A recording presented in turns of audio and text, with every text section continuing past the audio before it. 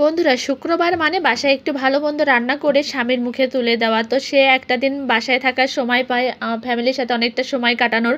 তো আমিও চেষ্টা করি তার মুখে একটু ভালো মন্দ খাবার তুলে দিতে। প্রথমে এখানে তেলের ভিতরে ডালচিনি তেজপাতা দিয়ে ভালো করে পেঁয়াজ দিয়ে ভেজে নিই। এখন এই যে আদা রসুন পেঁয়াজ জিরে অল্প একটু জিরে বাটা সব একসাথে ভালো করে কষিয়ে নিব। তারপরে লবণ হলুদ দিয়ে এখানে ভালো করে কষিয়ে নিই। এখানে আজকে আমি এটা শুকনো ঝাল দিয়ে রান্না করব না, কাঁচা ঝাল দিয়ে রান্না করছি। এখানে জিরার গুঁড়োটা অ্যাড করে দিয়েছি। মশলা ভালোভাবে কষিয়ে নেওয়ার পরে তারপরে জিরার গুঁড়োটা দিয়েছি। এখন আমি এটা কি দিয়ে কি রান্না করব সেটা শেয়ার করি। এখন আমি রান্না করব এই যে টুকরা করা খাসির মাংস দিয়ে। কিছুটা খাসির মাংস আছে, এর ভিতরে কিছুটা চর্বি আছে, কিছুটা কলিজা আছে, সব কিছু একসাথে নিয়ে এখানে আমি চর্বি দিয়ে আর ছোলার ডাল রান্না করব। এক কথায় মাংসও বলতে পারি, মাংস চর্বি ডাল একসাথে রান্না করবো আর কি। কিন্তু এই রান্নাটা কিন্তু ভীষণ মজার হয়, খেতে অত্যন্ত সুস্বাদু হয়। তো এর সাথে মশলার সাথে ভালো করে মাংসটাকে কষিয়ে নিয়ে তারপরে রান্নাটা করব। এর কষানোর ভিতরে দু একটা কাঁচামরিচ অ্যাড করে নিলাম। বেশ অনেকক্ষণ ধরে কষিয়ে নিতে হবে, এর থেকে যতটা জল বেরোবে। তারপর অল্প একটু জল দিয়ে আবার কষাবো।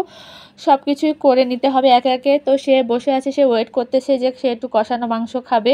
তো আমি বললাম তুমি একটু ওয়েট করো, কষানো হয়ে গেলে তোমাকে দিব। ফাইনালি আমার কষানো হয়ে গেছে। তো তাকে একটু মাংস তুলে দিয়েছি, সে খাচ্ছে বসে বসে। আবার এখানে আমি ডালটা অ্যাড করে নিয়েছি। বন্ধুরা, আমি এখানে কিছু ডাল একটু হাত দিয়ে ভালো করে চেপে নিয়েছি, আবার কিছুটা ডাল আস্ত রেখেছি। মানে সব ডালটা যদি আস্ত থাকে তাহলে অতটাও ভালো লাগবে না।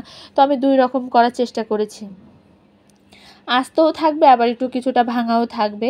তো এই যে ডালটা ভালো করে মশলার সাথে মাংসর সাথে কষিয়ে নিয়ে, তো আমার মোবাইলের ইয়েটার কারণে খুব একটা ভালো আসতেছে না। তো ঝোল যতটুকু রাখবো, ঝোল আমি বেশি একটা রাখবো না, একেবারে গামাখা হবে সেরকম একটা টাইপের। তো উপর দিয়ে গরম মশলা আর এলাচের গুঁড়োটা সুন্দরভাবে ছড়িয়ে দিলাম। এখন তো আপনাদের দাদা বলতেছে কই কেমন রান্না করেছি একটু দাও তো চেখে দেখি। তো আবার তাকে একটু বাটিতে করে উঠিয়ে দিয়ে আসলাম, সেটাও বসে বসে খাচ্ছে।